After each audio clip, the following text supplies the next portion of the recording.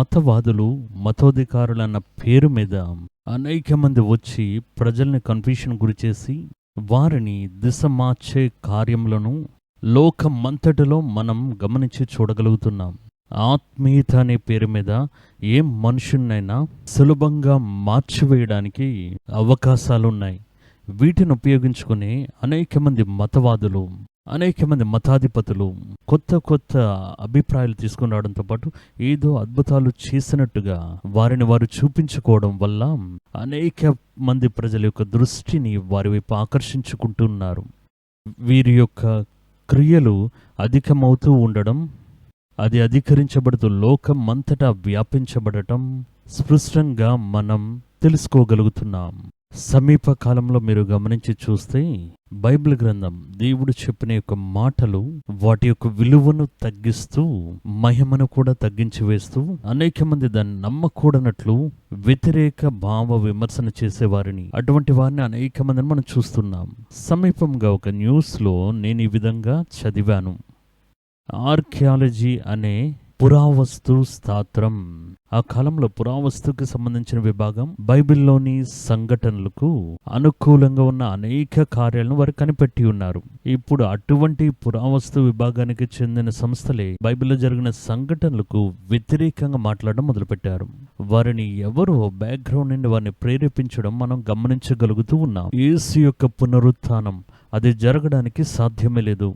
బైబిల్లో చెప్పబడిన అనేకమైన పాత నిబంధనలో జరిగిన సంఘటనలు అవి జరగడానికి అవకాశమే లేదని ఇప్పుడు వీరు సమీపకాలంగా చరిత్రను వక్రీకరించి మాట్లాడుతున్నారు. ఇది కాకుండా మీరు బాగా చూస్తే క్రైస్తవ సేవకులోనే చాలా మంది దేవుని పిల్లల యొక్క మనసులో నుండి బైబిల్ మీద ఉన్న ఆ నమ్మికను, విశ్వాసాన్ని గందరగోళం చేయడానికి అనేక కార్యాలను న్యూస్లో మాట్లాడడం మొదలుపెట్టారు. మీరు గమనించి చూస్తే, బాగా గమనించి చూస్తే స్పష్టంగా మీరు వారిని గుర్తు పెట్టవచ్చు.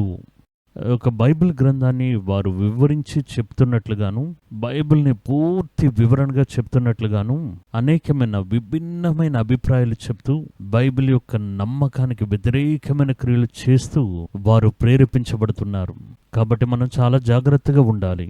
దాని నిమిత్తమే మనం దేవుని యొక్క పాద సన్నిధిలో ప్రార్థన చేసి ఉన్నాం. సరే, ఇప్పుడు తర్వాత మనం ఏం చేయబోతున్నామంటే దేవుని యొక్క వాక్యాన్ని మనం ధ్యానించబోతున్నాం.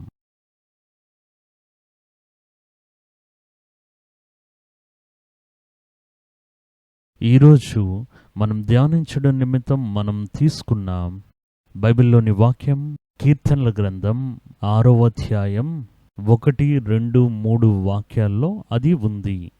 నేను దాన్ని మీ నిమిత్తం చదువుతాను.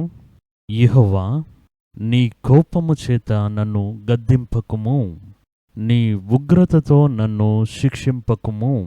యెహోవా, నేను కృశించి ఉన్నాను, నన్ను కరుణించుము. యెహోవా, నా ఎముకలు అదురుచున్నవి, నన్ను బాగుచేయుము. నా ప్రాణము బహుగా అదురుచున్నది. యెహోవా, నువ్వు ఎంతవరకు కరుణింపకయుందువు?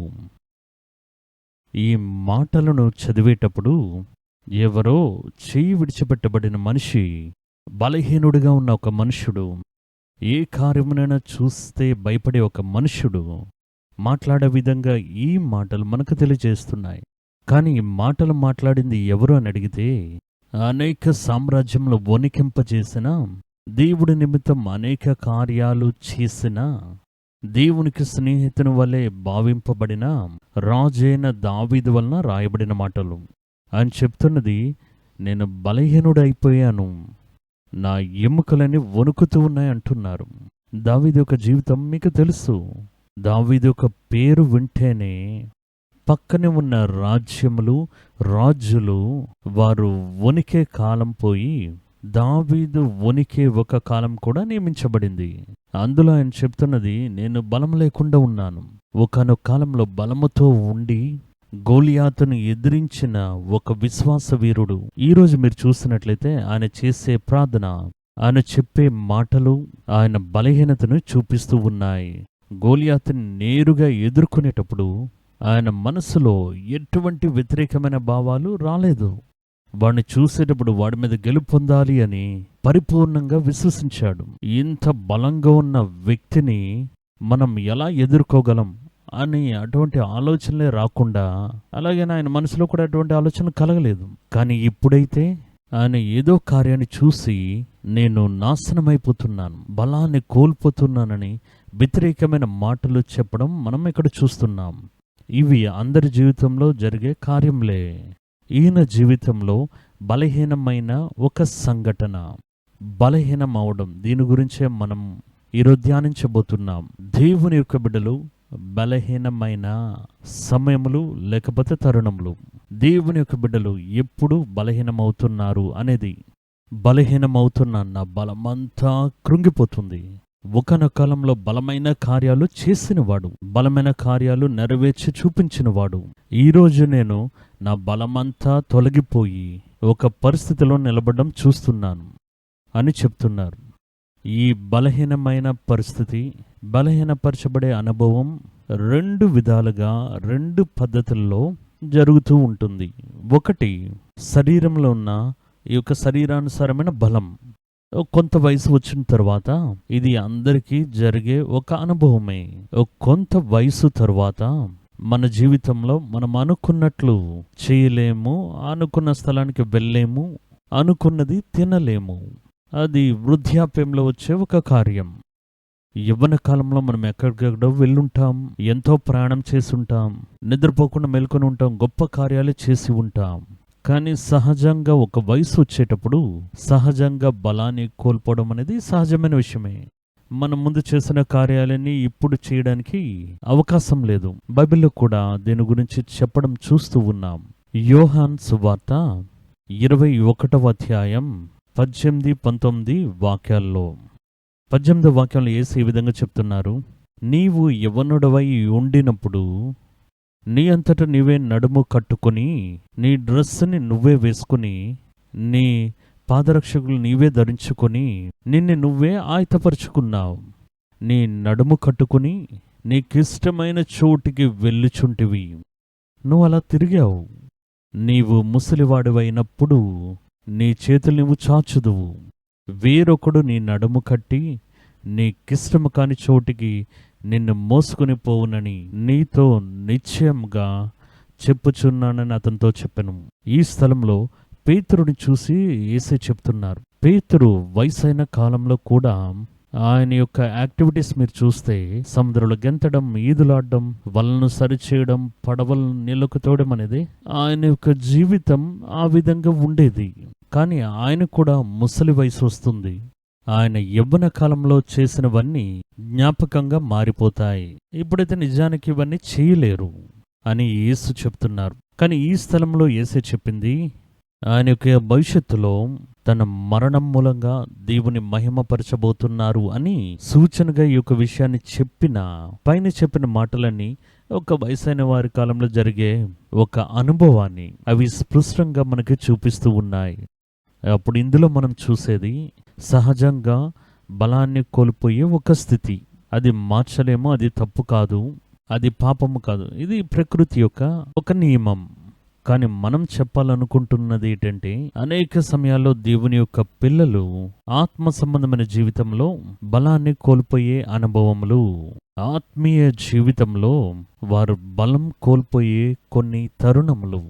చక్కగా దేవుని నిమిత్తం పరిగెత్తూనే ఉంటారు, బాగా మాట్లాడతారు, బాగా పరిచర్య చేస్తారు. అకస్మాత్తుగా చూస్తే తన బలమే తనను విడిచిపెట్టి వెళ్ళిపోయినట్టుగా, వారి యొక్క ప్రాథమిక విశ్వాసం కూడా శిథిలమైపోయినట్టుగా, అంతా ఏమీ లేకుండా పోయినట్టుగా అలా విరగ్గొట్టబడిన స్థితిలో కూర్చుండిపోతారు. కొన్ని సమయాల్లో మంచి జయాన్ని పొందుకుని ఉంటారు. తర్వాత చూస్తే ఎదురు చూడనటువంటి ఒక గొప్ప దెబ్బ, ఒక అపజయం, అలా కృంగిపోతారు వారు. ఇలా అప్పుడప్పుడు దేవుని యొక్క బిడ్డలను బలహీనపరిచే, బలం కోల్పోయే విధంగా చేసి కొన్ని కార్యాల గురించే ఈరోజు మనం ధ్యానించబోతున్నాం. కొన్ని బలహీనతలు ఈరోజు చూస్తే వస్తాయి, కొన్ని దినాలు ఉంటాయి. మళ్ళీ మనల్ని మనం నూతనపరుచుకునేటప్పుడు కోల్పోయిన బలం మళ్ళీ తిరిగి దొరుకుతుంది. కొన్ని తప్పుదమ్ములు, కొన్ని కార్యాలు చేసేటప్పుడు నిరంతరముగానే మన బలం ఎండిపోయే పరిస్థితి ఉంది. ఈ రెండు విషయాలనే మనం కలిపి ఈరోజు మనం ధ్యానించే విషయంగా తీసుకోబోతూ ఉన్నాం. మొదటిగా మన యొక్క క్రైస్తవ జీవితంలో పరిగెత్తడం మొదలుపెట్టినప్పుడు దేవుడు తన యొక్క బలమునే మనకి ఇచ్చి తన యొక్క బలముతో మనల్ని స్థిరపరుస్తున్నారు. పరిశుద్ధాత్మ యొక్క బలాన్ని పొందుకున్నాం. ఇప్పుడు మనం పరిగెత్తేది, అలాగే మన విశ్వాసం, మనం దేవుని గురించి చేసే కార్యాలు అన్నీ దేవుని యొక్క ఆత్మ మూలంగానే నడిపించబడుతున్నాయి. అప్పుడు దేవుడు తన యొక్క మార్గంలో మనల్ని నడిచి వచ్చే విధంగా మనల్ని పిలిచినప్పుడే తన యొక్క బలముతో మనల్ని నింపుతూ ఉన్నారు. కానీ మన యొక్క జీవితంలో కొన్ని బుద్ధిహీనమైన కార్యాలకు అవకాశం ఇచ్చేటప్పుడు దేవుని యొక్క శక్తిని మనం పూర్తిగా ఉపయోగించుకోలేనటువంటి ఒక పరిస్థితి వస్తూ ఉంది. అటువంటి సమయంలోనే మన బలాన్ని మనం కోల్పోయి, ఇంతకుముందు మనం ఎన్నో చేసుంటామే, ఈరోజు మనం ఏమీ చేయలేనటువంటి ఒక పరిస్థితి వస్తుంది. మన కళ్ళ ఎదుట అంతా చీకటిగా, మొత్తం చీకటమైపోయినట్టు కనిపిస్తుంది. అన్నీ మనకి వ్యతిరేకంగా ఉన్నట్టు కనిపిస్తాయి. మొదట ఉన్న విశ్వాసం, బలం అన్నీ తగ్గిపోయినట్టుగా కనిపిస్తాయి. దానికి కారణాలు ఏంటి అనేది, దాని యొక్క వివరాలు ఈరోజు మనం ధ్యానించే విషయంలో మనం చూడబోతూ ఉన్నాం. మొదటగా బలం తగ్గిపోవడానికి గల కారణాలు ఏమిటి? బాగానే పరిగెత్తునే కదా ఉన్నా, నిన్నటి వరకు నేను చక్కగానే ఉన్నానే, ఈరోజు ఎందుకు ఏమీ లేని ఒక స్థితి అది ఎందుకు నన్ను చుట్టుముడుతుంది? కొరత కలిగిన ఒక ఆలోచన నా జీవితంలోనికి వచ్చి నేను కృంగిపోవడానికి గల కారణం ఏంటి అని అనేక సమయాల్లోని మీరు తడబడుతూ ఉంటారు. అనేక మంది చెప్తారు, బ్రదర్ ఇప్పుడంతా నేను ప్రార్థన చేయలేకపోతున్నాను బ్రదర్, ఒక పరిచర్య చేయాలని నేను అనుకుంటే నిరుత్సాహంగా ఉంటుంది, వాక్యాన్ని ధ్యానించాలనుకుంటే నిద్ర వస్తుందే బ్రదర్, బాగా ప్రార్థన చేసేవాడిని, మా సంఘంలో నన్నే పిలిచి ప్రార్థన చేయమంటారు, ప్రార్థన బృందం కూడా ఉంది, కానీ కొన్ని దినములుగా ప్రార్థనలో మోకాలు వేస్తే నా బలం కృంగిపోయినట్లుగా, ఒక మాట ప్రార్థన చెప్తే ఇంకో మాట రావట్లేదే, నేను చాలా కష్టపడుతున్నాను, ఏదో ఆత్మ సంబంధమైన కృంగుదల నన్ను అణిచివేస్తూ ఉండడం నేను స్పష్టంగా గ్రహించగలుగుతున్నానని అనేక మంది ఈ విషయాన్ని నాతో పంచుకోవడం నేను విని ఉన్నాను. బైబిల్లో దేవుని బిడ్డల యొక్క బలం తగ్గిపోవడానికి కొన్ని కారణాలు చెప్పబడ్డాయి. అందులో మొదటి కారణం మన స్వంత బలం మీద ఆధారపడి కార్యాలు చేయడం. కొన్ని సందర్భాలు చూస్తే దేవుని బలంలో పనిచేసిన మనము కొన్ని సమయాల్లో అనుభవాలు అధికమయ్యేటప్పుడు దేవుని యొక్క బలం నుండి అలాగా మన బలంలోకి మనం మారిపోతూ ఉంటాం. కొన్ని పెద్ద పెద్ద సంస్థల్లో మీరు చూస్తే ఎలక్ట్రిసిటీ వస్తూ ఉంటుంది, జనరేటర్ కూడా వస్తుంది, ఈ కరెంట్ ఇందులో రావడం కట్ అవ్వగానే అది అలాగే మారి జనరేటర్లో నుండి పనిచేయడం మొదలవుతుంది. అలా పనిచేసేటప్పుడు ఒక క్షణకాలం అది మార్చబడి వెంటనే ఆ కరెంటు మనకు వచ్చేస్తుంది. కానీ జనరేటర్లో నుండి వచ్చే కరెంటుకు, సహజంగా వచ్చే కరెంటుకు చాలా వ్యత్యాసం ఉంటుంది. అది మీరే గమనించి చూసుంటారు. అదే విధంగానే దేవుని దగ్గర నుండి వచ్చే శక్తి మన దగ్గర పని చేయకుండా, క్రియ చేయలేనప్పుడు ఆ సమయంలో మన యొక్క స్వంత బలం పనిచేయడం మొదలవుతుంది. ఆ స్వంత బలంలో క్రియలు చేసేటప్పుడు మనకి బలం ఏదో కోల్పోయినట్టుగా, కృంగిపోయినట్టుగా ఒక పరిస్థితి ఏర్పడడం మనం గమనించి చూడవచ్చు. ఎప్పుడైతే మన స్వంత బలం మీద ఆధారపడి క్రియ చేయడం మొదలు పెడుతున్నామో అప్పుడు మనలో ఒక కృంగుదల, బలం కోల్పోయే ఒక పరిస్థితి ఏర్పడుతుంది. ఎందుకంటే మన బలము అనేది కొంతకాలం వరకు ఉండేది. మన స్వంత బలం అనేది దానికి కొంతకాల వ్యవధి ఉంటుంది. కానీ దేవుని యొక్క బలము అనేది నిరంతరమైన ఒక బలం అనేది మనం తెలుసుకోవాలి. కీర్తనల గ్రంథం 147వ కీర్తన 10వ వాక్యంలో దేవుడు ఈ విధంగా చెప్తున్నారు, దేవుడు గుర్రముల బలమునందు సంతోషించడు, నరుల కాలు సత్వయందు ఆయన ఆనందించుడు, తన యందు భయభక్తులు గల వారి యందు తన కృప కొరకు కనిపెట్టు వారి యందు యెహోవా ఆనందించబడి ఉన్నాడు. చూసారా, అనేక సమయాల్లో మనం మన యొక్క అనుభవం మీద ఆధారపడి మన యొక్క స్వంత బలం మీదకి మన యొక్క కార్యాలు మార్చుకుంటూ ఉన్నాం. అలాగా ఆ స్వంత బలంలోనికి మార్చుకునేటప్పుడు మనకి ఎదురు చూడనటువంటి కొన్ని కార్యాలు కోల్పోవడం జరుగుతుంటాయి, అపజయాలు కలుగుతూ ఉంటాయి. మనసులోనికి భారం వస్తుంది, బలం మొత్తం కృంగిపోతుంది. అది ఏ విధంగా జరుగుతుందని చూస్తే ఆత్మలోనే మనం ఆరంభించి ఉంటాం. ఆరంభ కాలంలో మీరు చూస్తే దేవుడికి ఒక కార్యం చేయడానికి ముందుగా దేవుని యొక్క సహాయం కొరకు మీరు వేచి ఉంటారు. దేవా, ఈరోజు నేను ప్రసంగం చేయాలి, ఈరోజు ఒక స్థలంలో నేను ప్రార్థన చేయాలి, ఈరోజు నేను ఈ పరిచర్య చేయాలి, నన్ను నడిపించండి, నన్ను బలపరచండి అని ఆరంభ కాలంలో మీరు దేవుని యొక్క సహాయం కొరకు వేడుకొని ఉంటారు. ఇదే మీరు అనేక స్థలాల్లో ప్రసంగం చేస్తూ ఉంటుండగా అనేక కూటములకు వెళ్ళి ప్రార్థన చేసి ఇప్పుడు మీకే ఏమవుతుందంటే ఎలా ప్రసంగం చేయాలి ప్రాక్టీస్ అయిపోతుంది, ఎలా పరిచర్య చేయాలి ప్రాక్టీస్ అయిపోతుంది. ఇలా ప్రాక్టీస్ అవ్వగానే ఇప్పుడు మనం దేవుడి యొక్క సహాయాన్ని అడగడం అనేది తగ్గించి వేస్తాం. మన వల్ల చేయలేమని అనుకునే కొన్ని స్థలాల్లోనే ఆ సమయంలో మోకాలు వేసి మనం ప్రార్థన చేస్తాం. మిగతావన్నీ అవి దాటుకుని వెళ్ళేటప్పుడు ఇవన్నీ మనం చూడనివా, మనం చూడని కూటమా, మనం చేయని ప్రార్థన అనే ఆలోచనలో మనం ఈ శరీరానికి అవకాశం ఇస్తున్నాం. వాక్యం ఏం చెప్తుందంటే మీరు మీ స్వంత శక్తి మీద కార్యాలు చేయడానికి దేవుడికి ఇష్టముండదు.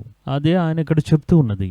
గుర్రముల బలమయందు ఆయన సంతోషించురు, వీరుల యొక్క కాలు సత్తువెందు ఆయన ఆనందించుడు. తన యందు భయభక్తులు గల వారి యందు, తన కృప కొరకు కనిపెట్టి వారి యందు ఆయన బలాన్ని ఎదురు చూసేవారు. అదే ఆయనకి ఆనందం. మనకి తెలియకుండానే మనం ట్రాక్ మారిపోతాం, అది మనకే తెలియదు. పరిచర్య కథ చేస్తున్నాం అనుకుంటాం, ఒక ప్రసంగమే కథ చేస్తున్నామని అనుకుంటాం, ఒక ప్రార్థన కథ చేస్తున్నామని అనుకుంటాం.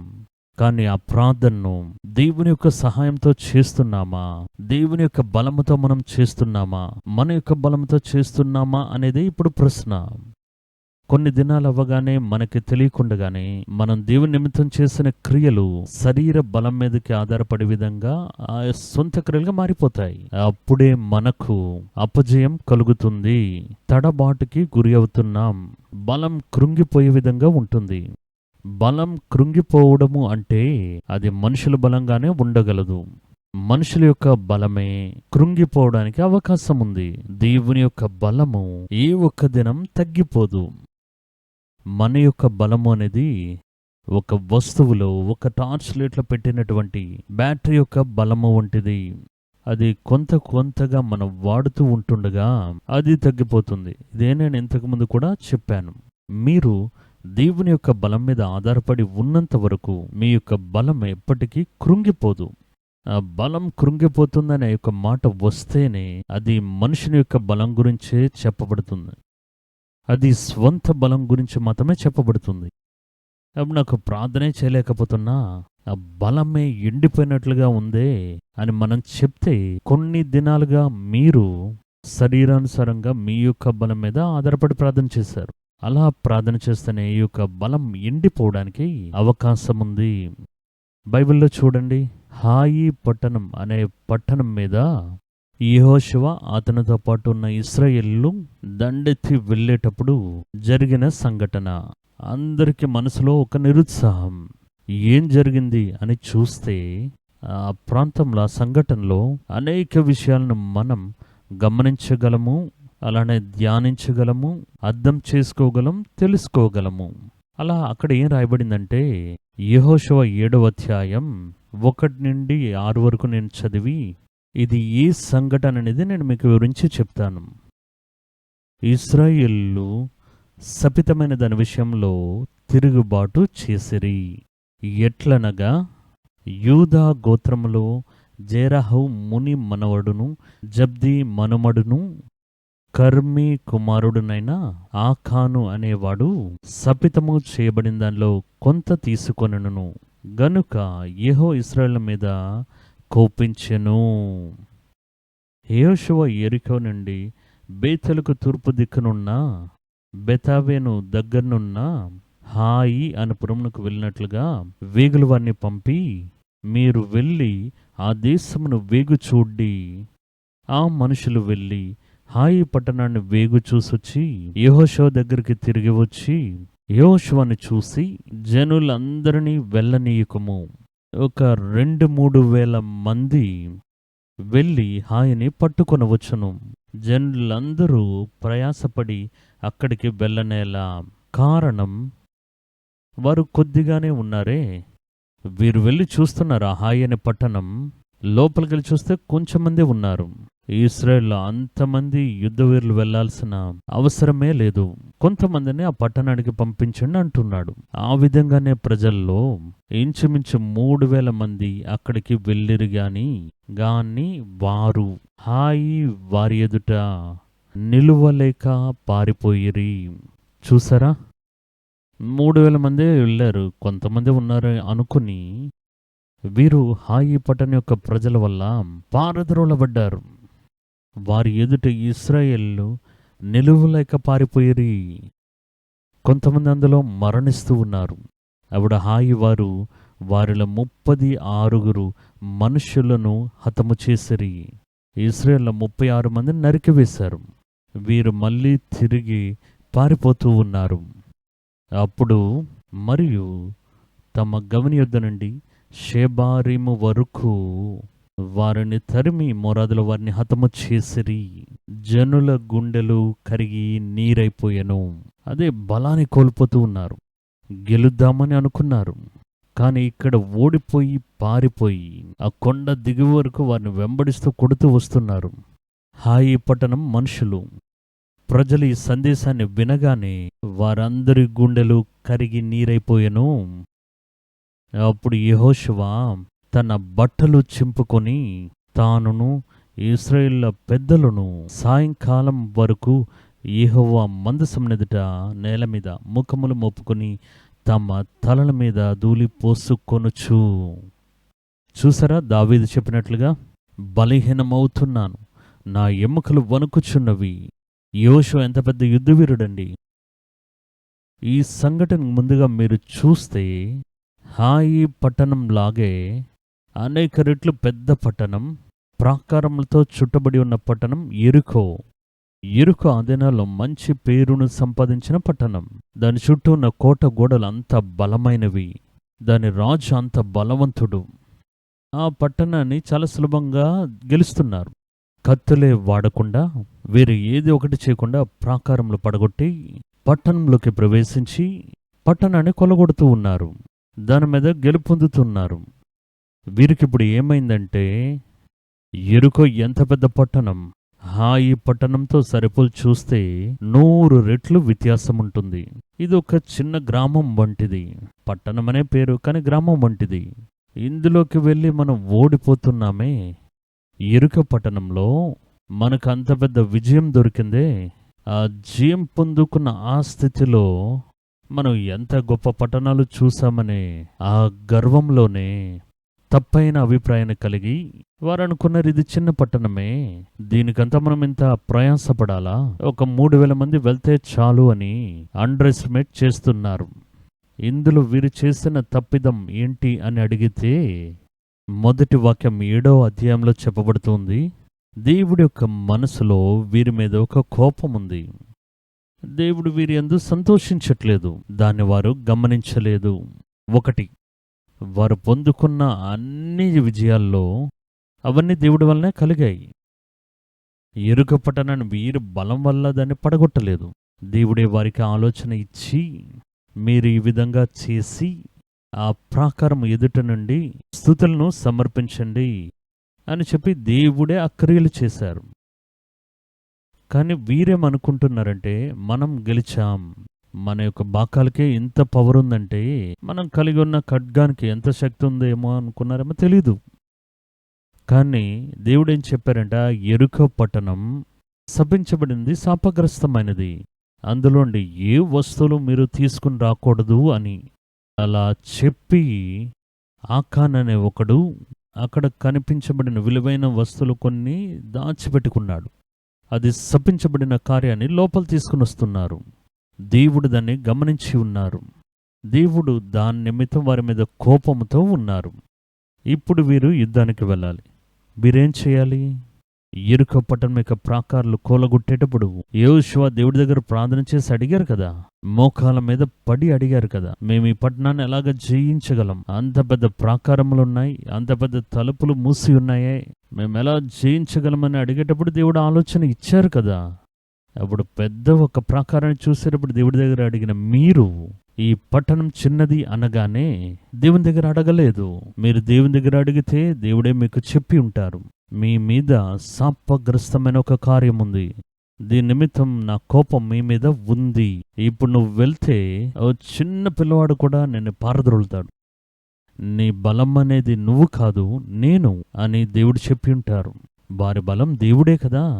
ఇప్పుడు దేవుడికి వీరికి మధ్యలో ఒక సమస్య వస్తూ ఉంది, అది వీరికి తెలియలేదు. అడిగుంటే తెలుస్తుంది.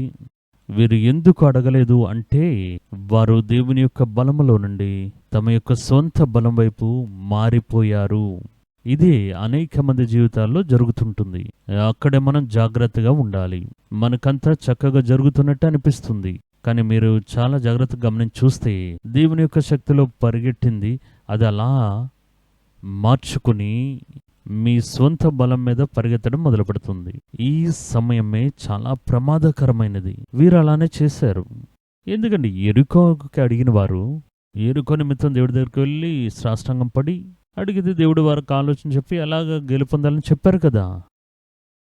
యెరికో గురించి అడిగిన వీరు ఎందుకు హాయి పట్టణం గురించి అడగలేదు అంటే దీనికి దేవుని యొక్క బలం అంతా అవసరం లేదు, మనమే వెళ్ళి గెలుపొందుదాం అనే ఆ మాట. అప్పుడు దాని నిమిత్తం వారు దేవుడి దగ్గరికి వెళ్లకుండా వారి ఒక స్వంత నిర్ణయాన్ని తీసుకుంటున్నారు.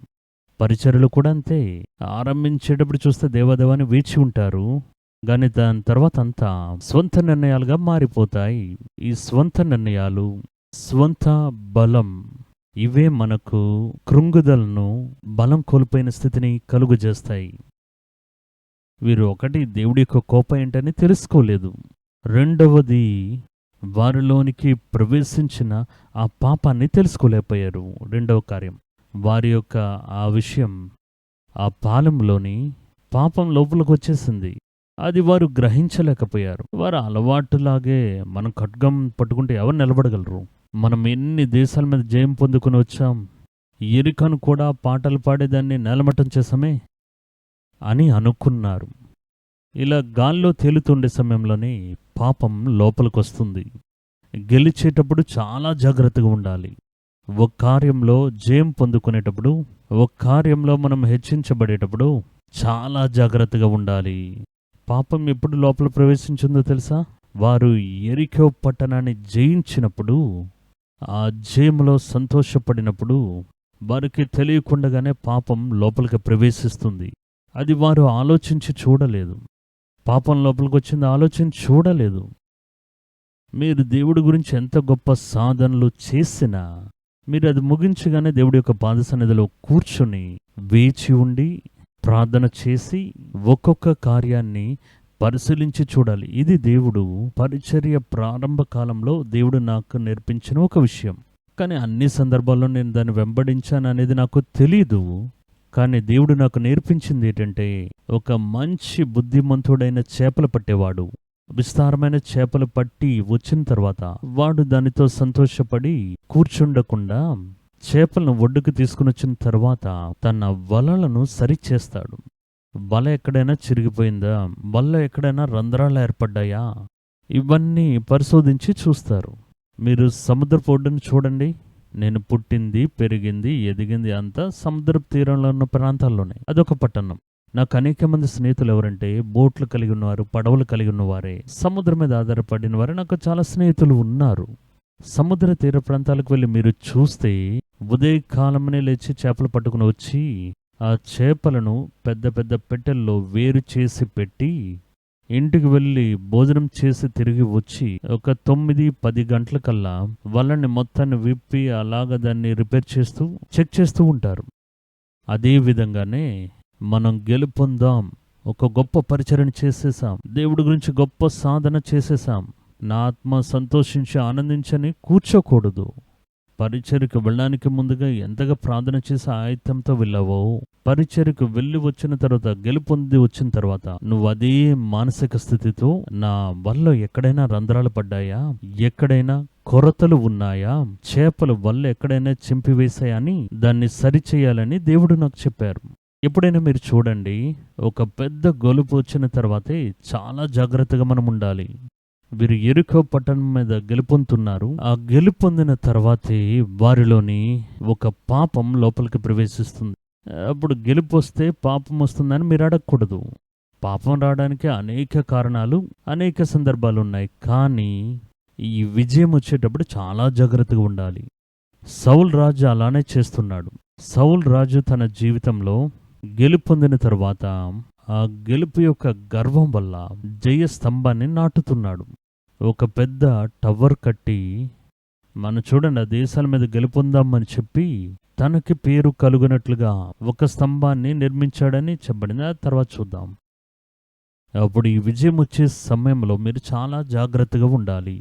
గెలుపు వచ్చే సమయంలో లోపల గర్వం, లేకపోతే దేవునికి వ్యతిరేకమైన కార్యాలు, పక్కన ఉన్నవారు ఏదైనా మిమ్మల్ని ప్రోత్సహించడం, ఇటువంటి ఏదో ఒక కార్యాలు, పాపం లోపల ప్రవేశించడానికి అవకాశం ఉంది. వీరు మొదట గొప్ప విజయాన్ని పొందుకున్నారు. 2-3 పాపములు వారితో పాటు అంటుకొని వచ్చేసాయి. ఇక్కడ మనం చూసేటప్పుడు ఆ గెలుపు వల్ల ఆకాను అనే ఒకడు అక్కడ శపించబడిన యొక్క వస్తువులు తీసుకున్నాడు మాత్రమే కాదు మనం చూస్తున్నాం. అది మాత్రం కాదండి. ఆ విజయం వచ్చినప్పుడు యెహోషువలోను ఆయనతో పాటు ఉన్న వారందరిలోనూ మనం గొప్ప వీరులము అనే ఒక గొప్ప భావన వారికి కలిగింది.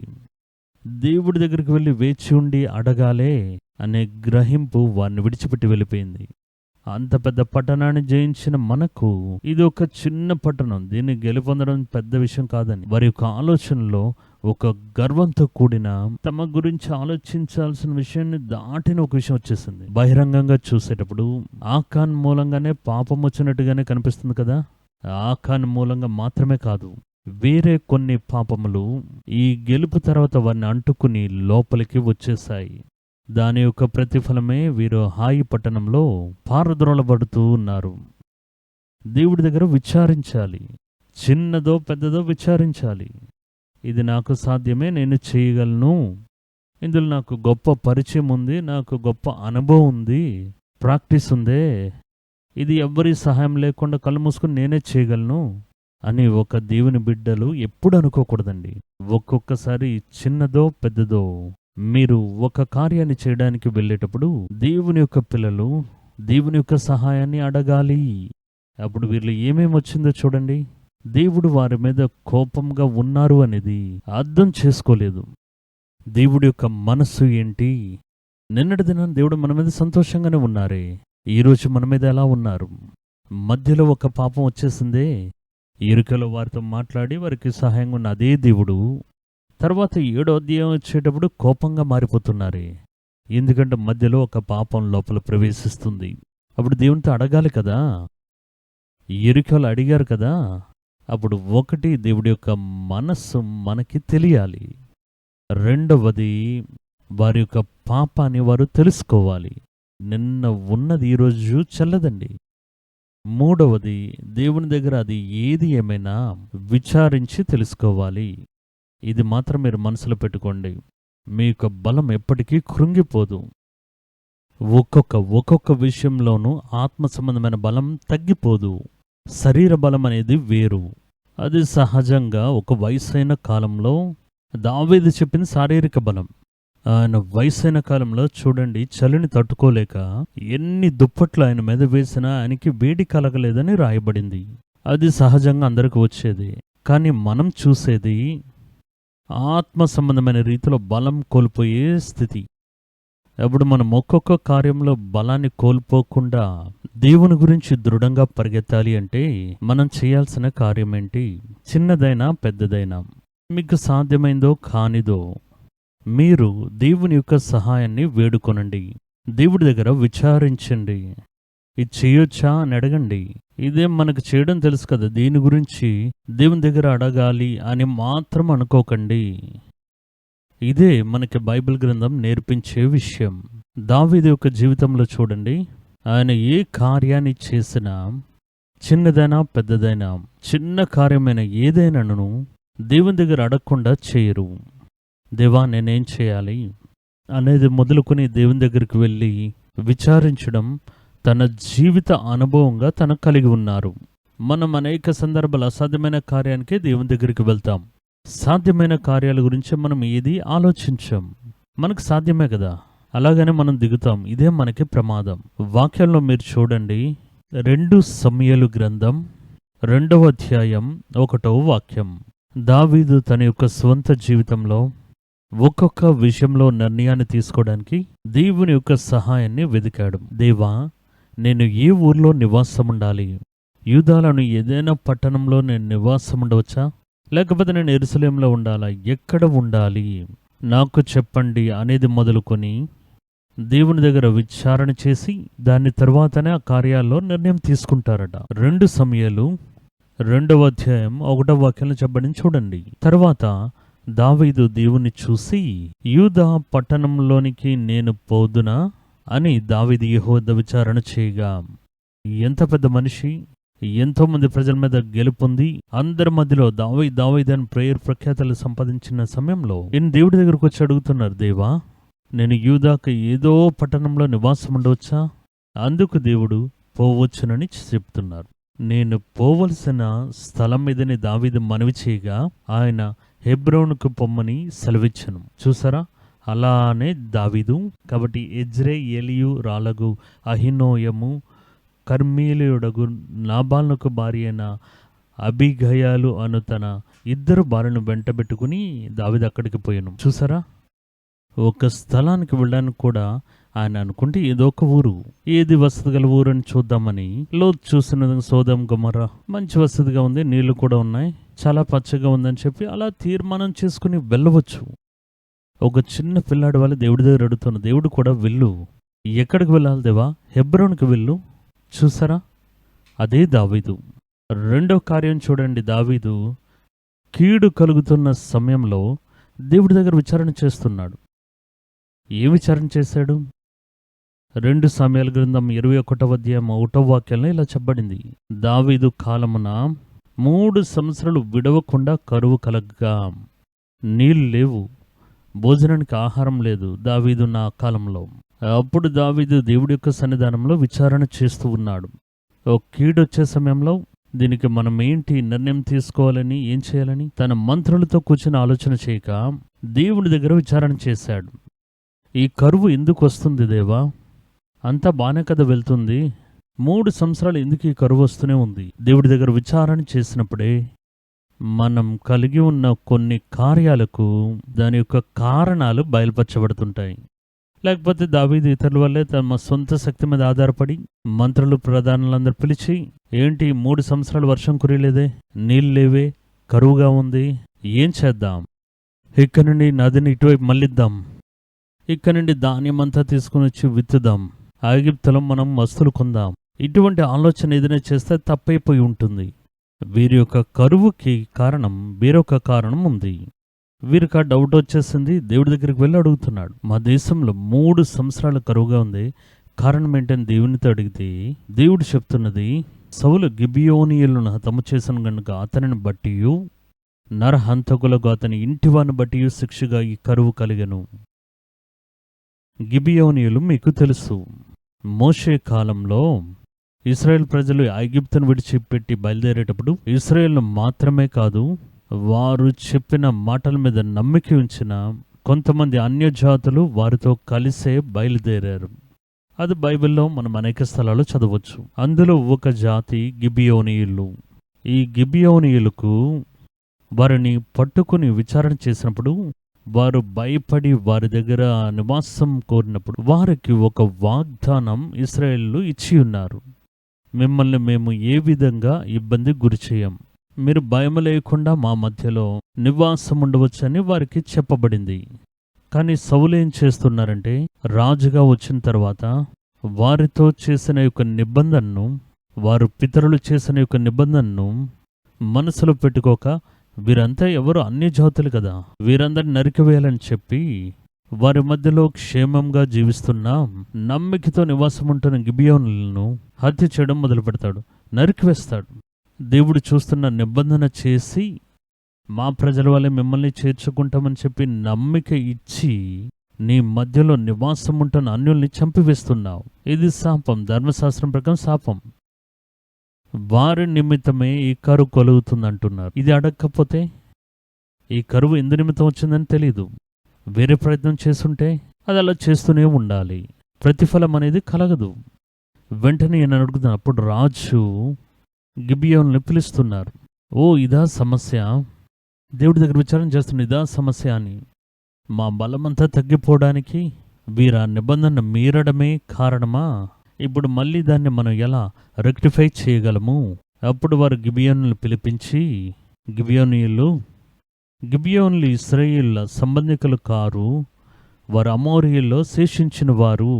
ఇశ్రాయేళ్లు మిమ్మను చంపమని ప్రమాణపూర్వకంగా వారితో చెప్పి ఉండేరు. మీరు మా మధ్యలో ఉండొచ్చు అని చెప్పి సౌలు ఇశ్రాయేలు యూదాల వారియందు ఆసక్తి గలవాడై వారిని హతము చెయ్య చూచుచుండెను.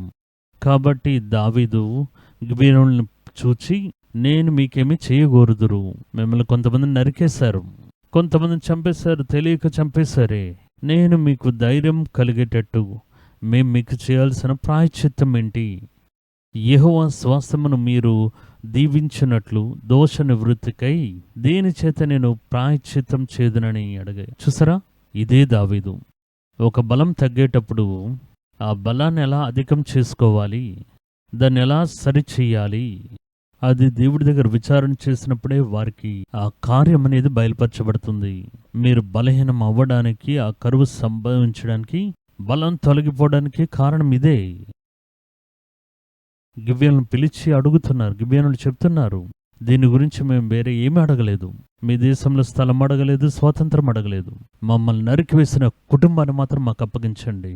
వారిని అదే విధంగా ఆ స్థలంలో నరికివేస్తామని అడుగుతున్నారు. అదే విధంగా జరుగుతున్న తర్వాత వచ్చే చరిత్ర. కానీ ఇక్కడ మనం చూసేది ఏంటంటే, ఆ గిబియోనుల మూలంగానే వారికి చేసిన ఒక హానిని బట్టి ఈ శాపానికి కారణము అని దావీదు అర్థం చేసుకున్నాడు. కారణం ఏంటో తెలుసా? ఆయన ఏ విషయం వచ్చినా దేవుని దగ్గర విచారణ చేయడం అనేది వారికి అలవాటుగా పెట్టుకున్నారు. మూడో కార్యం చూడండి, వారి యొక్క కుటుంబాన్ని కొలగొడుతూ ఉన్నారు. ఈయన బయటికి వెళ్ళి వస్తున్నారు, ఆయన కుటుంబ సభ్యులు, భార్య, పిల్లలందరినీ కొల్లగొట్టుకుని వెళ్ళిపోతున్నారు. ఇప్పుడు ఏం చేయాలి? కోపం వచ్చిన వెంటనే దావీదు, నేను ఎంత పెద్ద యుద్ధ వీరుణ్ణి, దేశంలో నన్ను చూసి వణుకుతున్నాయి, ఎవరు తీసుకుని వెళ్ళింది? ఇటువైపు వెళ్ళారు, వెంటనే గుర్రాలు తిప్పండి అని అలా వెళ్ళాలి కదా. భార్యను తీసుకుని వెళ్ళిపోయారు, ఇంటిని తీసుకుని వెళ్ళిపోయారు, ఆస్తులను తీసుకుని వెళ్ళిపోయారు. ఈయన ఇక్కడ కూర్చుని దేవుడి దగ్గర అడుగుతున్నారు, దేవా నేను వారిని వెంబడించి వెళ్ళి పట్టుకోవచ్చా? వెళ్తే వాళ్ళందరినీ తీసుకుని వస్తానా అని అడుగుతున్నాడు. అప్పుడు చూడండి, దేవుని దగ్గర చాలా అవసరమైన పరిస్థితుల్లో కూడా ఇప్పుడు ఇల్లు అగ్నికి ఆహుతి అవుతుంది అనుకోండి, మీరేం చేస్తారు? వెంటనే దాని మీద నీళ్లు వేస్తారా? దేవుడి దగ్గర కూర్చుని, దేవా దీన్ని ఆర్పివేయవచ్చా, ఇది ఆరుతుందా ఆరదా అని అడుగుతారా? కానీ ఇక్కడ చూడండి, ఇదేనండి దావీదు. అన్ని చీకట్లు కమ్ముకున్న ఒక పరిస్థితిలో దేవుడి యొక్క సహాయాన్ని అడుగుతూ ఉన్నాడు. 1 సమూయేలు గ్రంథం 30వ అధ్యాయం 1 నుండి కొన్ని వాక్యాలు ఇది చెప్పబడింది. దావీదు ఆయన మనుషులను 3వ దినాన సిక్లగునకు వచ్చిరి. అంతలో అమలేకులు దండెత్తి దక్షిణ దేశం మీదకు సిగ్లకు మీదన పడి కొట్టి దానిని తగలబెట్టి గనులేమి అల్పులనేమి అందులోనున్న ఆడువారందరినీ చెరపట్టుకుని చంపక వారిని తీసుకుని వెళ్ళిపోయి ఉండిరి. దావీదును అతని జనులను పట్టణముకు వచ్చి అది కాల్చబడి ఉండుటయు, తమ భార్యలను, కుమారులను, కుమార్తెలను చెరలోనికి కొనిపోబడి ఉండట చూచి ఇక ఏడ్చుటకు శక్తి లేకపోవునంత బిగ్గరగా వారు ఏడ్చిరి. దావీదు తనతో ఉన్న ప్రజలందరూ కలిసి బిగ్గరగా ఏడుస్తూ ఉన్నారు. యెజ్రెయేలీయురాలైన అహినోయము కర్మేలుడైన నాబాలు భార్యగు అబీగయలు అను దావీదు ఇద్దరు భార్యలను చెరలోని కొనిపోబడగా దావీదు మిక్కిలి దుఃఖపడెను. మరియు తమ తమ కుమారులను బట్టి కుమార్తెలను బట్టి జనులకందరికీ ప్రాణము విసిగినందున రాళ్ళు రువ్వి దావీదును చంపుదం రండని వారు చెప్పుకొనగా దావీదు తన దేవుడైన యెహోవాను బట్టి ధైర్యము తెచ్చుకున్నాం. పిమ్మట దావీదు ఎఫోదు తెమ్మని యాజకుడుగు అహీమెలెకు కుమారుడైన అబ్యారుతో చెప్పగా అబ్యాతారు ఎఫోదును దావీదు నొద్దకు తీసుకుని వచ్చాను. నేను ఈ దండును తరిమిన ఎడల దాన్ని కలుసుకుందనా అని యెహోవా యొద్ద దావీదు విచారణ చేయగా దానికి దేవుడు తరుము నిశ్చయంగా నీవు వారిని కలుసుకుని తప్పక నీ వారిని దక్కించుకుందామని. చూడండి, అభ్యంతరకరమైన పరిస్థితుల్లోనూ మొత్తం ఎండిపోయిన ఆ యొక్క స్థితిలో కూడా దేవుని యొక్క సహాయాన్ని వెతికిన మనుషుడు. వీరు ఒక్క నిమిషం హాయి పడ్డానికి వెళ్ళడానికి ఈ వేగు చూడడానికి మనుషులను పంపాడు కదా యెహోషువ. మనుషులు పంపిన ఆ సమయంలో ఈయన మోకాలు వేసి, దేవా ఈ చిన్న పట్టడాన్ని పట్టుకోవడానికి మేము వెళ్ళవచ్చా అని అడగవచ్చు. కానీ అతడు మనుషుల యొక్క మాటలను నమ్మాడు, వేగుల యొక్క మాటలకు ముఖ్యత్వాన్ని ఇచ్చాడు. దేవుడి యొక్క వాక్యాన్ని వెతకాలి అని అనుకోలేదు. మంచి పరిశుద్ధులే బాగానే పరిగెడుతున్నారు, కానీ అందరిలోనూ ఒక బలహీనత. కొన్ని సమయాల్లో కొన్ని కార్యాల్లో అనేక తప్పిదములు చేయడం ఉంటుంది. అలా జరిగిన ఒక విషయమే ఇది కూడా. తర్వాత కార్యం చూడండి, వారు తమ యొక్క సొంత బలాన్ని నమ్మారు. కొంతమంది అంటున్నాడు, ఇప్పుడు కొంతమంది అనేది వారి బలం కంటే మా బలం గొప్పది అని అనుకున్నారు. తర్వాత కార్యం మనం ఇంతకు ముందు చూసినదే. తమకు అంతకు ముందు వచ్చిన జయం బట్టి గర్వాన్ని పొందుకున్నారు. దీనిని బట్టి వారు దేవుని వెతకనూ లేదు, దేవుడి దగ్గర అడగనూ లేదు. చిన్న ఒక గుంపు దగ్గర తప్పిపోయారు. పెద్ద దేశం మీద గెలుపొందారు, కానీ చిన్న పట్టణంలో ఓడిపోయారు. తర్వాత విషయం చూస్తున్నాం. బలం లేకుండా కృంగిపోయిన సౌలును పిలిచింది దేవుడే. ఆ వ్యక్తిని విశేషంగా అభిషేకిస్తూ ఉన్నారు. సమస్త ఇశ్రాయేలు ప్రజలకు నేను నిన్ను రాజుగా ఎన్నుకున్నానని చెప్పారు.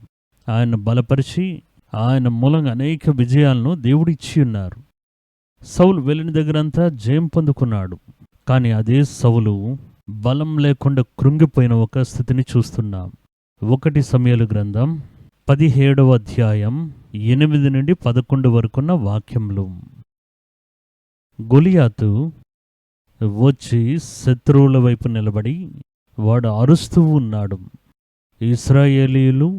ఇశ్రాయేలు రాజు భయపడి తమని తాము గూడారంలో దాక్కుని ఉన్నారు. ఆ విషయమే ఇక్కడ చెప్పబడింది. వాడు వచ్చి నిలబడి, వాడంటే ఎవడు? గోలియాత్. అతడు నిలిచి ఇశ్రాయేలు దండువారిని పిలిచి బిగ్గరగా, యుద్ధ పంక్తులు తీర్చుటకి మీరెందుకు బయలుదేరి వచ్చితిరి?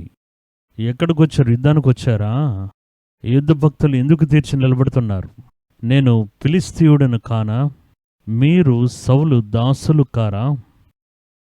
మీ పక్షముగా ఒకరిని ఏర్పరచుకొని అతని నా ఎదుగు పంపుడి.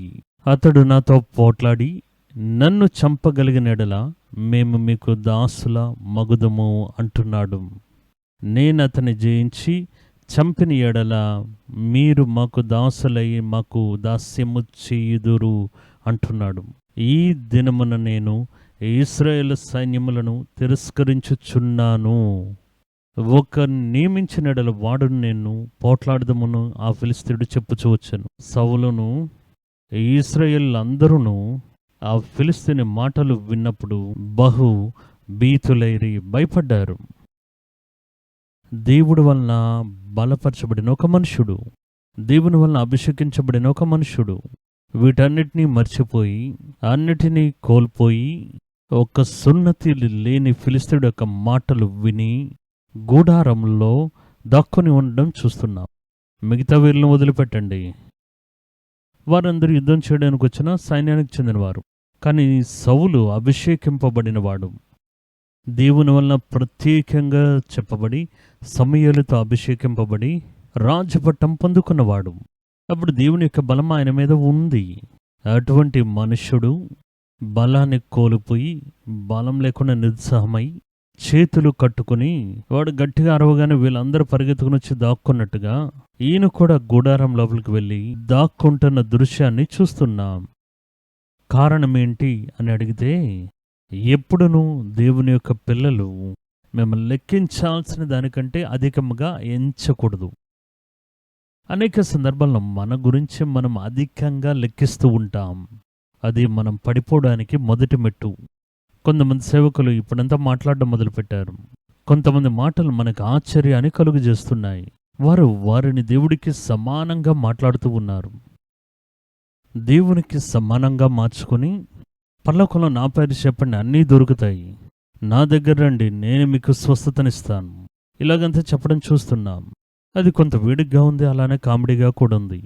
ఇంకా కొంతమంది చూస్తే దేవునికి వారేదో గొప్ప సమీపంగా ఉన్నట్టు, పరలోకంలో మమ్మల్ని అడగకుండా దేవుడు ఏది చేయరు, అక్కడ తీసుకునే ప్రతి నిర్ణయం దేవదూతలకు ఇచ్చే శాలరీ కూడా నన్ను పిలిచి నేను సంతకం చేసిన తర్వాత జీతం ఇస్తున్నారు అనే విధంగా మాట్లాడేవారు ఉన్నారు. ఇంకో వ్యక్తి చెప్తాను, మీరు ఖచ్చితంగా పరలోకానికి వెళ్తారు, వెళ్ళలేదు అంటే నా పేరు చెప్పండి మీరు వెళ్తారు అంటున్నాడు. ఇదంతా చూసేటప్పుడు మనకి ఏదో అంతా తెలిసి మాట్లాడినట్టుగా అనిపిస్తుంది. మీరు బాగా గమనించి చూస్తే వారు తమ్మని తాము లెక్కించదాల్సిన కంటే అధికంగా లెక్కిస్తూ ఉన్నారు. వారు లెక్కించడానికి మించి లెక్కిస్తున్నారు చూడండి. అది చాలా పెద్ద పాపం మాత్రమే కాదు, అది పాపంలో చిక్కునే విధంగా చేస్తుంది. సౌలు అదేవిధంగా తనని లెక్కించాల్సిన దానికి మించి లెక్కించాడు. కొంతమంది మాట్లాడేటప్పుడు మనకే తెలుస్తుంది అదేదో కామెడీలా అనిపిస్తుంది, కానీ దీనికి ప్రజలు ఈ విధంగా చప్పట్లు కొడుతున్నారనేది ఆశ్చర్యంగా ఉంటుంది. లాజికే లేకుండా ఉంటుంది. ఒక దేశం గురించి చెప్తూ ఆ దేశం గురించి ఎటువంటి నిర్ణయం తీసుకోలేకపోయినా నన్ను దాటి దేవుడు ఏ కార్యమూ చేయరు, నేను వెళ్ళి సంతకం చేయాలని బహిరంగంగా కొంతమంది మాట్లాడడం చూస్తున్నా. వారు అధికంగా వారి గురించి ఊహించుకున్నారు. దావీదు ఎంత గొప్ప వ్యక్తి, కానీ ఆయన చెప్తున్నది నేను ఏమీ లేనివాడును, నేను పెంట కుప్పను ధూళితో సమానమంటున్నాడు. ఆ యొక్క ధూళిలో నుండి అల్పుణ్ణి తీశానంటున్నారు. నేను సాధారణమైన ఒక చిన్న పురుగుని నన్నా వెతుక్కుని వచ్చారని దావీదు అడగడం చూస్తుంటాం. కానీ కొంతమంది చూడండి, వారికి ఏదో ఉన్నా ఏదో కొంచెం బైబిల్ తెలుసంతే వెంటనే వారిని ఎంతో గొప్పగా ఊహించుకుంటారు. సౌలు యొక్క పాపం అదే. బలం తొలగిపోయి చేతులు కట్టుకుని నిలబడాల్సిన కారణం అదే. చూడండి 1 సమూయేలు గ్రంథం 10వ అధ్యాయం 10వ వాక్యం. సమూయేలు సౌలును పిలిచి అభిషేకించినప్పుడు, దేవుడు నిన్ను ఇశ్రాయేలుకు రాజుగా పెట్టబోతున్నారని అభిషేకించారు. రాజే, కానీ ఆయన మొత్తం అధికారం అంతా తన దగ్గర ఉందని అనుకుని తనని ఒక ప్రవక్తగాను సమూయేలుకి సమానమైన వాడుగాను ఒక యాజకుని వల్లే తనని తాను అనుకున్నాడు.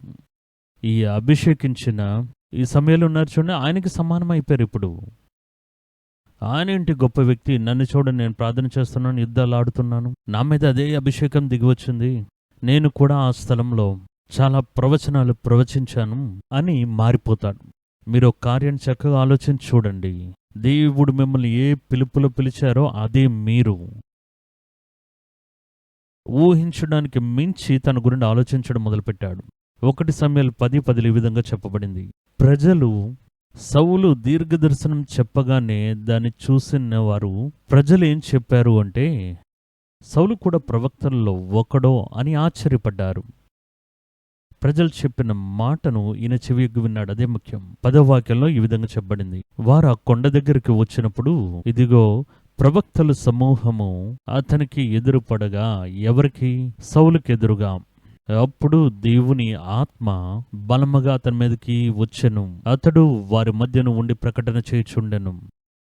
అప్పుడు ప్రవచించడం అనేది వేరు, ప్రవక్తగా పిలువబడ్డం అనేది వేరు. వీడు దీర్ఘదర్శనం చెప్తున్నాడు. పూర్వము అతన్ని ఎరిగిన వారందరూ అతడు ప్రవక్తలతో కూడా నుండి ప్రకటించుట చూచినప్పుడు, కీషు కుమారునికి సంభవించినదేమిటి?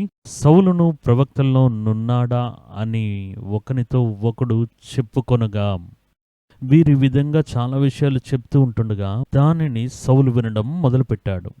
అప్పుడు దేవుడు ఏం చెప్పారనేది మర్చిపోయి ప్రజల యొక్క మాటలు వాడి హృదయంలోనికి వెళ్ళిపోవడం వల్ల వాడు తనని సమూయేలు ప్రవక్తతో సమంగా ఎంచుకున్నాడు. దానికంటే అధికంగా కూడా అనుకున్నాడు. సమూయేలు వలె నేను కూడా ఒక దీర్ఘదర్శిని. సమూయేలు రాజు కాదు, నేను రాజును. అప్పుడు నేను రాజు ప్లస్ దీర్ఘదర్శిని, సమూయేలు ఒట్టి దీర్ఘదర్శి మాత్రమే అని తన మనసులో అనుకున్న దానికంటే ఎక్కువ అనుకున్నాడు. ఇదే ఆయన పడిపోవడానికి కారణమవుతుంది. దానిని సౌలు నమ్మి సమూయేలు దీర్ఘదర్శి చేయాల్సిన పనిని ఆయన చేయడం చూస్తున్నాం. 1 సమూయేలు గ్రంథం 13వ అధ్యాయం 8 నుండి 12 వరకు. అందులో ఏం రాయబడిందంటే, సమూయేలు చెప్పినట్టు అతడు 7 దినములు ఆగి సమూయేలు గిల్గాలునకు రాకపోటియు జనులు తన యొద్ద నుండి చెదిరిపోటియు చూచి ఒక పెద్ద దహన బలి చెల్లించుట నిమిత్తం బలిపీఠంలో ఆ యొక్క కార్యాలను ఆయుధపరిచి అందరూ వేచి ఉన్నారు. సమూయేలు చెప్పారు, నేను 7వ రోజు ఇక్కడికి వస్తానన్నారు. కొంత సమయం వేచి ఉన్నారు. సమూయేలు రాలేదు. ఇప్పుడున్న కాలం ఆ కాలం, వారు నడిచి ప్రాణం చేసి రావాలి. వెంటనే అక్కడున్న ప్రజలు చెదిరిపోవడం మొదలుపెట్టారు అక్కడున్నవారు. అప్పుడు సౌలు సర్వాంగ దహన బలులను సమాధాన బలులను నా యొద్దకు తీసుకున్నామని చెప్పి సర్వాంగ దహన బలిని తానే అర్పించను. ఏంటి, బలి చెల్లించాలి అంతే కదా, నేనే చెల్లించేస్తాను, నేను దీర్ఘదర్శిలో ఒక్కడిని అనేది వాడు వెనకతలు ఉంది. అది లేకపోతే దాన్ని ఎవ్వరూ ముట్టరండి. అతడు దహన బలి అర్పించి చాలించిన వెంటనే సమూయేలు వచ్చెను. ఆ బలిని చెల్లించి ముగిస్తున్నారు. అప్పుడే సమూయేలు వస్తున్నారు. ఒక అరగంట వేచి ఉంటే సమూయేలు వచ్చి ఉంటారు. సౌలు అతన్ని కలుసుకుని అతను మదన చెట్టుకై బయలుదేరగా, అయ్యా రండి అని వెళ్ళాడు. వెంటనే ఆయన అడిగింది చూడండి, నీవు చేసిన పని ఏమని సమూయేలు అడిగిన దానికి అందుకు సౌలు, జనులు నా యుద్ధ నుండి చెదిరిపోటియు నిర్ణయ కాలమున నీవు రాకపోవటయు ఫిలిస్తీన్లు మిక్మషులో కూడిండుటయు నేను చూచి గిల్గాలులో ఫిలిస్తీన్లు నాకు విరోధంగా వస్తారని నేను భయపడి నేను దేవుని యొక్క సన్నిధానంలో విన్నపం చేయలేదని అలా అనుకుని సాహసించి సర్వాంగ దహన బలిని చెల్లించాను. మీరు రావడానికి లేట్ అవుతుంది, అక్కడ సైన్యం వేచి ఉంది, శత్రువులు యుద్ధానికి సిద్ధపడుతూ ఉన్నారు, ప్రజలు కూడా కొంచెం కొంచెం చెదిరిపోతున్నారు. అప్పుడు ఏం చేయాలని నేను అనుకుని నేనే సాహసించి సర్వాంగ దహన బలిని చెల్లించాను అంటున్నారు. అదే ఆయన పడిపోవడానికి కారణం. రెండవ కారణం చూడండి, అవిధేయత. దేవుడే చెప్పారు, నువ్వు గెలుపొందిన ఆ దేశంలో ఏ వస్తువును వదులుకోళ్ళు మొత్తం అన్నిటినీ సంహరించాలి, జీవం గల వాటిని అన్నిటినీ సంహరించాలి, అది ఎద్దులు గొర్రెలైనా సరే ఏది నీ నుండి తప్పించుకోకూడదు అని దేవుడు మాట్లాడి ఉన్నారు. కానీ సౌలు దాన్ని వినకుండా 1 సమూయేలు 15వ అధ్యాయంలో ఈ విధంగా చెప్పబడింది, వాడు ఆ కార్యాన్ని ఆ దేశంలో ఉన్న ఎద్దులను గొర్రెలను మంచి క్రొవ్విన గొర్రెలు ఎడ్లను మాత్రం తీసుకుని వచ్చి సమూయేలు కంటికి కనిపించకుండా దాచిపెట్టేశాడు. చూడండి 1 సమూయేలు గ్రంథం 15వ అధ్యాయం 13వ వాక్యం నుండి, అతడు సౌలు నొద్దకు రాగా సౌలు, యెహోవా వలన నీకు ఆశీర్వాదం కలుగునుగాక, యెహోవా ఆజ్ఞను నేను నెరవేర్చుతున్నానగా. సమూయేలు సౌలు దగ్గరికి వెళ్ళగానే, మీ మూలంగా దేవుడు ఏ కార్యాలు చెప్పారో అవన్నీ చేసి నేను నెరవేర్చాను అని గొప్పగా చెప్తున్నాడు. దానికి సమూయేలు, నేను చెప్పిందంతా నువ్వు నెరవేర్చినట్లయితే, నా మూలంగా దేవుడు చెప్పిందంతా నువ్వు నెరవేర్స్తే, అలాగైతే నాకు వినబడుచున్న గొర్రెల అరుపులు ఎడ్ల రంకెలను ఎక్కడివి అని అడిగాను. వెనక దాచి ఉంచావే, అరుపులు వినిపిస్తున్నాయి, అదేంటని అడిగాడు. అందుకు సౌలు, అమాలేకీయుల యుద్ధ నుండి జనులు వాటిని తీసుకునొచ్చిరి, నీ దేవుడైన యెహోవాకు బలునర్పించుటకు జనులు గొర్రెల్లోని ఎడ్లను మంచి వాటిని ఉండనిచ్చిరి. చూసారా, తాను చేసిన పాపానికి ఆయన కూడా లోపల లాగుతున్నాడు. నీ దేవుడైన యెహోవాకు బలునర్పించడానికే కదా తీసుకునొచ్చాం, మిగిలిన వాటి అన్నిటిని మేము నిర్మూలం చేసితిమి, తీసుకునొచ్చింది మాకు కాదు, మీకు బలి చెల్లించడానికి దేవునికి ఇవ్వడానికి అవి ఉంచి ఉన్నామంటున్నారు. అప్పుడు సమూయేలు, నీవు మాట్లాడ పని లేదు, యెహోవా రాత్రి నాతో సెలవిచ్చిన మాట నీకు తెలియజేతును వినుమని సౌలుతో అనగా, దాని తర్వాత వచ్చే కార్యాలు మీరు చదివి చూడండి. విధేయత లేని వారు బలహీనం అవుతారు. దీన్ని మీరు బాగా అర్థం చేసుకోండి. దేవుడి యొక్క విషయంలో అవిధేయత. ఈ స్థలంలో చూడండి, వారి యొక్క తప్పిదములను సమూయేలు తప్పిదాన్ని చూపిస్తున్నాం. వెంటనే ఏం చేయాలి? ఇక్కడ మేము చంపివేస్తామని చెప్పాలి. సమూయేలు మాట్లాడుతూ ఉంటుండగా వీడు జవాబు చెప్తూనే ఉన్నాడు. దేవుడి దగ్గర నేను నేర్చుకున్న ఒక విషయం అదే. దేవుడి దగ్గర మాత్రం బదులు మాట్లాడుతూ ఉండకూడదండి. మీరు చేసిన ఒక కార్యానికి దాని కారణాలను, లేకపోతే ఇది ఇలా అది అలా అని వివరణ మాత్రం చెప్పకూడదు. నా 43 సంవత్సరాల పరిచర్య అనుభవంలో నేను స్పష్టంగా అర్థం చేసుకున్నది అదే. దేవుని దగ్గర మాత్రం ఎదిరించి మాట్లాడకూడదు. దేవుడు చెప్తే సరే అని చెప్పాలి. అప్పుడు ఇక్కడ దేవుడి యొక్క మాటలు చెప్తున్న దైవజనుడు, నువ్వు చేసింది పాపమని చెప్తున్నారు, ఈయన చూడండి దానికి బదులు చెప్తూనే ఉన్నాడు. లేదు మేము ఎందుకు వాటిని తప్పించాం? ఇవన్నీ దేవుడికి బలి ఇవ్వడానికి. దేవుడు నీతో అడిగారా ఏంటి? మీ దగ్గర ఇవ్వడానికే నేను అడిగానా ఏంటి? అప్పుడు ఇలా మాట్లాడుతూ ఉండడం బట్టి దాని తర్వాత చూడండి, బలులు అర్పించుట కంటే మాట వినుటియు ఆజ్ఞను గైకొనుటియు ఉత్తమము అని ఆయనకు చెప్తూ, నీ రాజ్యం భారం నుండి నువ్వు తోసివేయబడుతున్నావు చెప్తున్నారు. అప్పుడు అవిధేయత కలిగి ఉన్నవారు, ఈ అవిధేయత, ఈ గర్వం ఇవన్నీ కలిసి ఒక ఫిలిస్తీని ఎదుట బలహీనుడి వల్లే సౌలుడు మారిపోతున్నాడు. తర్వాత నేను చెప్పిన విధంగా తనకు తానే జయధ్వజాన్ని నాటుతూ ఉన్నాడు. 1 సమూయేలు గ్రంథం 15వ అధ్యాయం 12వ వాక్యం. ఉదయమున సమూయేలు లేచి సౌలును ఎదుర్కొనుటకు పోగా సౌలు కర్మెలునకు వచ్చి అక్కడ జయసూచకమైన శిలను నిలిపి, ఈ సమాచారం వింటూ ఉన్నారు. ఆయన ఒక పెద్ద శిలను అక్కడ కడుతున్నారు. ఈ పక్కనున్న వారందరూ ఉట్టిదే ఉండరండి. పక్కనున్నవారు ఏం చేస్తారంటే, అయ్యా మనం ఎంత గొప్ప జయాన్ని పొందుకున్నాం, ఎన్ని విజయాలు పొందుకున్నాం, రండి దాన్ని కొనియాడదామంటారు. నా యొక్క పరిచర్యలో ఆ దినాల్లో నాతో పాటు వచ్చిన కొంతమంది, ఇప్పుడున్నవారు కాదు, ఆ దినాల్లో ఉన్నవారు ఇంకా కొంతమంది ఇప్పటికీ నాతో పరిచయంలో ఉన్నారు. ఒకసారి కొన్ని సంవత్సరాల క్రిందట నాకొక ఈమెయిల్ పంపించి, మీరు పరిచర్యకు వచ్చి 40 సంవత్సరాలు అవుతుంది, దాన్ని ఒక ఫంక్షన్గా ఎందుకు కొనియాడకూడదు అని అడిగారు. అనేక మంది సేవకులు దాన్ని ఒక ఫంక్షన్గా సెలబ్రేట్ చేస్తున్నారు అన్నారు. నాకు వెంటనే భయం కలిగిందండి. ఒకవేళ నన్ను అడగకుండానే ఏదైనా చేసేస్తారేమో అని. కారణం ఏంటంటే, పరిచర్య చేసే మనము అల్పులము, అప్రయోజనమైన వారం. మా బాధ్యతను మాత్రమే నెరవేర్చడానికి పిలువబడ్డామని చెప్పడానికి మాత్రం పిలువబడ్డాం. పోస్టర్లు వేసి సాల్వాలు కప్పి 40 సంవత్సరాలు సాధించారని అంటే, ఒకవేళ సాధించిన వారు కొనియాడవచ్చు. నన్ను నేను ఒకసారి చూసుకునేటప్పుడు నేను దేవుడి గురించి సాధించాను, అది చేశాను, ఇది చేశానని ఏమీ లేదండి. అప్పుడు మనం దేని బట్టి సెలబ్రేట్ చేసుకోవాలని నేను దాని గురించి ఆలోచించాను. ఇప్పుడు పక్కనే ఉన్నవారు చెప్పినప్పుడు తనంతట తానే జయసూచకమైన శిలను నిలుపుతున్నాడు. జయసూచకమైన శిలను నిలిపి తనను గొప్పగా చేసుకుంటున్నాడు. ఇలా గర్వం వల్ల పడదోయబడ్డం వల్ల, ఇదే గర్వం వల్ల బలహీనమవుతున్నాం. నెబుకద్నెజరు అలానే అండి. అన్నిటినీ కట్టి ముగించి అంతఃపురం ఆ యొక్క మేడగ మీద నిలబడి చూసి, ఇది నా పేరు ప్రఖ్యాతుల నిమిత్తం నేను కట్టిన మహా బాబిలోను అన్నాడు కదా. తర్వాత నిమిషమే ఆయన తోసివేయబడి అరణ్యంలో తిరుగులాడే ఒక పిచ్చివాడి వలె మారిపోయాడు. దానియేలు 5వ అధ్యాయం 18వ వాక్యం. అక్కడ కొన్ని వాక్యాలు ఇలా చెప్తున్నాయి. రాజా చిత్తగించు మహోన్నతుడకు దేవుడు మహర్దశను రాజ్యమును ప్రభావమును ఘనతను నీ తండ్రి యొక్క నెబుకద్నెజరుకు ఇచ్చెను. దేవుడు అతనికిట్టి మహర్దశ ఇచ్చినందున తానెవరిని చంపగోరెనో వారిని చంపెను, ఎవరిని రక్షింపగోరెనో వారిని రక్షించెను, ఎవరిని హెచ్చింపగోరెనో వారిని హెచ్చించెను, ఎవరిని పడవేయగోరెనో వారిని పడవేసను. కాబట్టి సకల రాష్ట్రములను, జనులను, ఆయా భాషలు మాట్లాడు వారును అతనికి భయపడుచు అతని ఎదుట వణుకుచునుండిరి. అయితే అతడు మనసు అతిశయించి బలాత్కారం చేటుకు అతని హృదయమును కఠినం చేసుకొనక దేవుడు అతని ప్రభుత్వం పడగొట్టెను. ఆయన మహిమ ఆయన దగ్గర నుండి తొలగిపోతూ ఉంది. ఆయన మనుషుల నుండి త్రోసివేయబడ్డాడు. వాడి హృదయం మృగముల హృదయం వలె మారిపోయాను. అడవి గాడిదల మధ్య సంచరించాడు.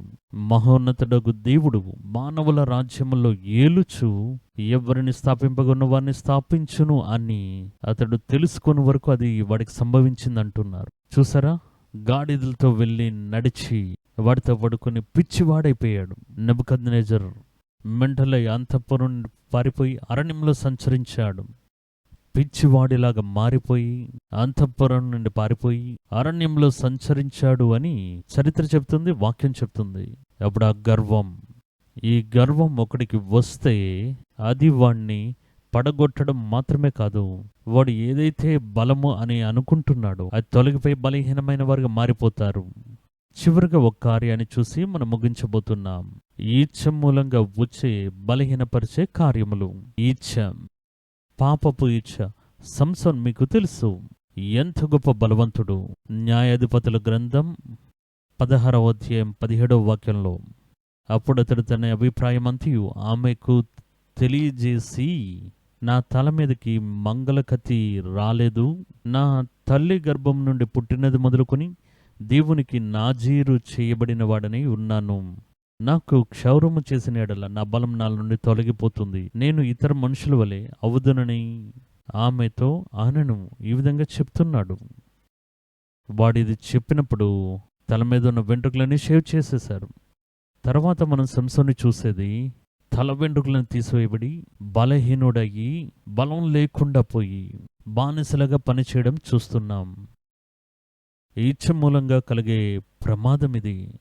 ఈయన తనకు దేవుడు తెలిపిన నిబంధన రహస్యాన్ని ఒక స్త్రీ దగ్గర ఆ దెలీలాతో బయలుపరిచిన కారణం ఇచ్ఛ. ఆమె అడుగుతూనే ఉంది. మొదటిసారి ఏదో ఒకటి చెప్పాడు, అది అలా చేసి చూశాడు, జరగలేదు. అప్పుడైనా ఈయన మేల్కొనాలి కదా. మనం ఏం దగ్గర చెప్తే వెంటనే తన యొక్క శత్రువుల దగ్గర చెప్పి నేను చిక్కునే విధంగా ఇది 2-3 సార్లు జరిగింది కదా. అందులో వాడికి మార్పు రాలేదు. వాడి ఇచ్ఛ వాడి కనులను మూసివేసింది. అదే కారణం. అదే సంసోన్ని చూస్తున్నాం. కళ్ళు పీకివేయబడి క్షౌరము చేయించి బలహీనుడైపోయిన అరుస్తూ పిండి రుబ్బుతూ హేళన చేయబడిన వాడుగా అక్కడ కనిపిస్తూ ఉన్నాడు. అప్పుడు ఇచ్ఛకి అవకాశం ఇస్తే అది కొంచెం కొంచెం మన ఆత్మ సంబంధమైన బలమును ఏమీ లేకుండా చేసేస్తుంది. ఇచ్ఛ మూలంగా కలిగే జీవాన్ని కోల్పోవడం. ఇచ్ఛకి అవకాశం ఇస్తే ఏమొస్తుందంటే జీవంలో ఒక నిరుత్సాహం. నిరుత్సాహం అంటే ఏంటి? ఏ పని చేయలేనటువంటి ఒక బలహీనత. కీర్తనల గ్రంథం 106వ కీర్తనం 14-15 ఈ విధంగా చెప్పబడింది. అరణ్యంలో వారు బహుగా ఆశించిరి, ఎడారిలో వారి దేవుని శోధించిరి. అప్పుడు వారు కోరినది ఆయన వారికిచ్చెను. ఆయనను వారి ప్రాణములకు ఆయన క్షీణత కలుగజేశాను. క్షీణత అంటే నిరుత్సాహం, కోల్పోవడం, బలహీనత. ఎందుకు ఈ వ్యక్తి ఒక విధంగా క్షీణించిపోతున్నాడని చెప్తాం కదా, అదేవిధంగా ఒక క్షీణత, బలహీనమైన ఒక కార్యాన్ని వారిలో ఏర్పరుస్తూ ఉన్నారు. అప్పుడు ఇచ్ఛ అనే పాపం ఒక మనిషిని బలహీనపరుస్తుంది. మార్కు సువార్త 4వ అధ్యాయం 19వ వాక్యంలో చెప్తున్నారు చూడండి. వీరు వాక్యం విందురు గాని ఐహిక విచారములను, ధన మోసమును, మరి ఇతరమైన అపేక్షలను లోపల చొచ్చి వాక్యమును అణిచివేయుట వలన అది నిష్ఫలమగును. ఇప్పుడు చూసారా, ఒక ఇచ్ఛ లోపలికి వస్తే అంత పెద్ద సంసోన్నే అది బలహీనపరిచి వాడిని చివరిగా ఆ శత్రువులతోనే నాశనం చేసింది. కాబట్టి దేవుని బిడ్డలుగా ఉన్న మనము దేవుని యొక్క బలాన్ని పొందుకుని పరిగెడితే ఏ ఒక్క దినం బలహీనలము కాము. ఆ సమయాల్లో గమనించకుండానో లేకపోతే వేరే కారణాలకో మీరు మీ స్వంత బలం వైపు తిరిగి వచ్చేటప్పుడు వెంటనే మీరు మేల్కొని దేవుని బలం వైపు వచ్చేయాలి. అలాగా మనం మారే అనుభవంలోనికి ఆ సమయంలో పాపంలోనికి ప్రవేశించే అవకాశం ఉంది. అది మన పిలుపుని కోల్పోవడానికి అవకాశం ఉంది. ఇదే బైబిల్లో ఇన్ని కార్యాల మూలంగా మనం నేర్చుకున్నాం. మనం ఆత్మలో ఆరంభించి ఉన్నాం. అది మన ఆత్మలో కాదు, పరిశుద్ధాత్మలో. చివరి వరకు మన పరుగు దేవుని యొక్క బలం మీదనే ఆధారపడి నడిపిస్తే మనం ఏ ఒక్క దినం బలహీనమయ్యే అవసరత ఉండదు, బలం కోల్పోయే పరిస్థితి ఉండదు. మనుషుని యొక్క బలం తగ్గిపోతుంది, దేవుని యొక్క బలం నిత్యము నిలిచి ఉంటుంది. ఆమేన్. మనం ఒక చిన్న ప్రార్థన చేసి ఈ కార్యక్రమాన్ని ముగిద్దాం. కన్ను మూసుకుని దేవుని వైపు చూసి మనం ప్రార్థన చేద్దాం. ప్రేమ కనికరం గల మా ప్రియ పరలోకపు తండ్రి, ప్రభువా దేవా, ఈ యొక్క మాటలు విన్న ఒక్కొక్కరిని పేరు పేరున సంధించండి. మేము ఎటువంటి పరిస్థితుల్లోనైనా బలహీనలం కాకుండానట్లు మేం మా శరీర బలం మీద ఆధారపడకుండా దేవుడి యొక్క పరిపూర్ణమైన ఆత్మ సంబంధమైన బలం మీద ఆధారపడి జీవించడానికి, మా మార్గంలో మేము కృంగిపోకుండా పరిగెత్తడానికి, దేవుడి వలన ఇవ్వబడుతున్న ప్రతి కార్యంలో దేవుని యొక్క బలముతో దాన్ని నెరవేర్చడానికి, మా స్వంత జ్ఞానం మీద ఆధారపడకుండా, స్వంత బలం మీద ఆధారపడకుండా, స్వంత ఆలోచనలు తలంపుల మీద ఆధారపడకుండా, చిన్నదైనా పెద్దైనా దేవుడి దగ్గర విచారించి కార్యంలో నెరవేర్చడానికి, మాలో ప్రవేశించిన పాపములను పారద్రోలి దేవుడి యొక్క కార్యాల్లో జయం పొందుకోవడానికి మీ పిల్లలకు మీరు నేర్పించిన ఈ మంచి సత్యానికై స్తోత్రములు. దేవా, నేను దాన్ని నేర్చుకున్నాను. మేము నేర్చుకునే ఈ యొక్క కార్యాలు మేము ముందుకు వెళ్ళడానికి, అలాంటి మంచి ఫలములు ఇవ్వడానికి దేవా మాకు కనికరాన్ని చూపించండి. విన్న ఒక్కొక్కరిని పేరు పేరున ఆశీర్వదించండి, వారి కుటుంబాలను ఆశీర్వదించండి. ఈ వారం మేలులతో నింపండి. వారి అవసరతలని దేవుడు సంధించి ఈ బిడ్డలను పరిపూర్ణమైన బలంతో నింపి నడిపించండి. యేసు నామమున వీరు ఒక్కొక్కరిని మీ యొక్క పరిశుద్ధ కరములో సమర్పించుకుంటూ ప్రార్థన చేస్తున్నాం మా తండ్రి, ఆమెన్. దేవుడి యొక్క దినమున ఈ కార్యక్రమాన్ని మనకు ఆశీర్వాదకరంగా మార్చిచ్చారు.